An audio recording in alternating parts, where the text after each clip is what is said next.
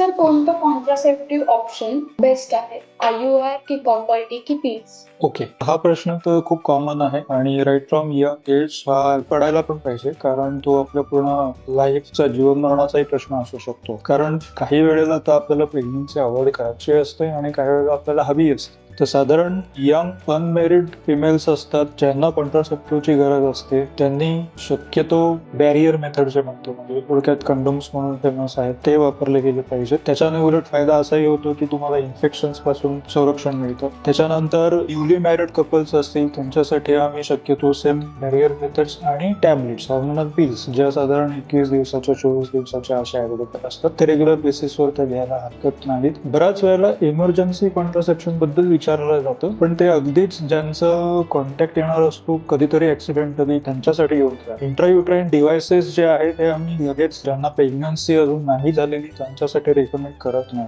After pregnancy तुम्ही IUD वापरू शकता. त्याच्यात हॉर्मोन बेस्ड लाईक मिरेना वगैरे पॉपिटीज पण सध्या आले आहेत. त्याच्याने बरेच चांगले फायदे होतात. आणि इंजेक्शनचा वगैरे विचार कराल तर ते डिलिव्हरी तर किंवा मग अगदीच इन रेअर सर्कमस्टान्सेस आपल्याला द्यायचे ठरवले, पण ते अगदी कॉमन नाही. त्याचे थोडेसे साईड इफेक्ट्स असतात, पण ते मॅनेज करता येते. तर अशा पद्धतीने तुम्हाला जे शक्य आहे किंवा जे तुम्हाला करेक्ट आणि कन्सिस्टंटली करता येण्यासारखं आहे ते चूज करा.